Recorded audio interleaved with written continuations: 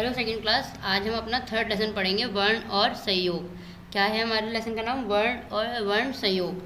संयुक्त ध्वनि। संयुक्त ध्वनि क्या होती है? व्यंजन का व्यंजन से मेल संयुक्त ध्वनि को जन्म देता है। जब दो व्यंजन आपस में मिलते हैं और उससे नई ध्वनि बनती है तो इसे हम कहते हैं संयुक्त ध्वनि। संयुक्त का मतलब है एक साथ, ठीक है। तो जैसे इन्होंने यहाँ पे दिखाया ना, क का, त ता, च चा, ठीक है। चक्की, पत्ता, बच्चा, धब्बा। इन शब्दों में एक ही वर्ग के समान व्यंजनों को आपस में जोड़कर अक्षर बनाए गए हैं। इन अक्षरों को संयुक्त अक्षर कहते हैं। जैसे यहाँ पे देख रहे हैं आप, 2 बार का इस्तेमाल किया है इन्होंने, 2 बार ता इस्तेमाल किया है, 2 बार चा। तो जहाँ पे दो एक जैसे व्यंजन एक ही साथ जोड़कर बनाए जाते हैं इन्हें कहते हैं संयुक्त अक्षर। अब है आधे व्यंजन। हिंदी वर्णमाला में अधिकांश व्यंजनों की एक खड़ी पाई रेखा होती है। इन व्यंजनों को मेल दूसरे व्यंजन से करते समय पहले व्यंजन की पाई हटा दी जाती है। ऐसे व्यंजन आधे व्यंजन कहे जाते हैं। बहुत सारे व्यंजन हैं इसमें जिनको आधा करके इस्तेमाल किया जाता है, तो उन्हें कौन से व्यंजन कहते हैं? आधे व्यंजन कहते हैं। जैसे इन्होंने यहाँ पे दिखाया है आपको, ये बिना पाई वाले, तो जिनकी खड़ी हटा दी जाती है उन्हें कहते हैं बिना पाई के व्यंजन। जैसे खा को आधा आप कैसे लिख सकते हैं? ड़ा को, गा को, ता को, भा को। ये सारे अक्षर आपको दिखाए गए हैं यहाँ पे कि उनको आधे रूप में कैसे इस्तेमाल करेंगे आप। का और फा को आधे रूप में लिखते समय क्रमश का और फा पर कर दिया जाता है। जैसे क्यारी, पक्का, मक्का। जब भी हम का या फा को आधा लिखते हैं तो किस तरीके से लिखते हैं? ऐसे। और इन्होंने यहाँ पे इस्तेमाल करके दिखाया है। इसमें इन्होंने आधा का कैसे इस्तेमाल किया है? आधा का है, फिर क्यारी, पक्का, मक्का, मक्खी, रफ्तार।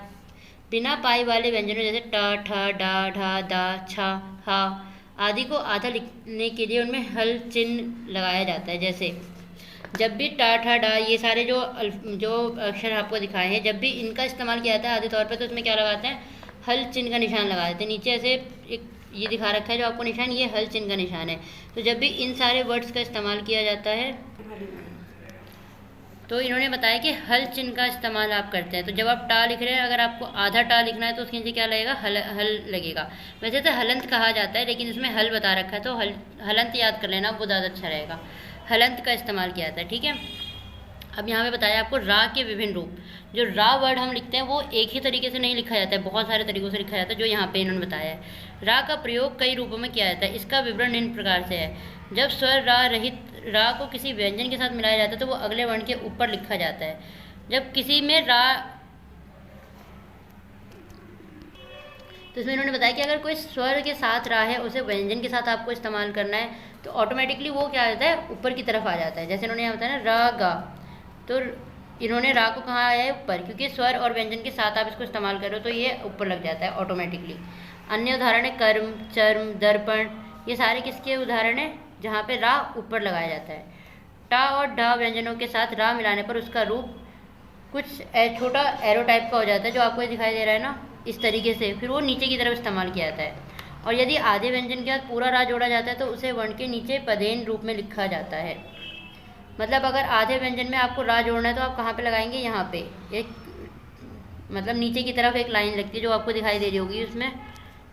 जैसे आप इस वर्ड्स में देख सकते हो ना, यहाँ पे लगा रखा है इन्होंने। इस तरीके से इस्तेमाल किया जाता है। सा और ता के साथ रा मिलाने पर उसका निम्नलिखित रूप हो जाता है। अगर सा के साथ आपको रा मिलाना है तो कहाँ पे लगेगा? वो भी नीचे की तरफ ही लगता है। तो ये है जहाँ पे रा अलग अलग तरीके से इस्तेमाल किए जाते हैं। तो जब आप रीडिंग करते हैं अपनी बुक में तो कन्फ्यूज़ होने की ज़रूरत नहीं है कि ये ऊपर कौन सी मात्रा है। ये कोई मात्रा नहीं है, ये रा का ही दूसरा रूप है। तो यहाँ पे इन्होंने 3 रूप आपको बताए हैं। एक में जिसमें वो ऊपर लग जाता है, एक में एक छोटा एरो टाइप का है नीचे, और इसमें, ठीक है। तो ये आपका लेसन था और इसमें काम आपको यही करना है कि जो ये बिना पाई के व्यंजन दिखाए गए हैं आपको, ये सारे व्यंजन आपको अपनी कॉपी में करने हैं। वीडियो में बहुत अच्छे से दिखाई दे रहा है तो आप इसमें से देख के आराम से कर सकते हैं। Okay, bye.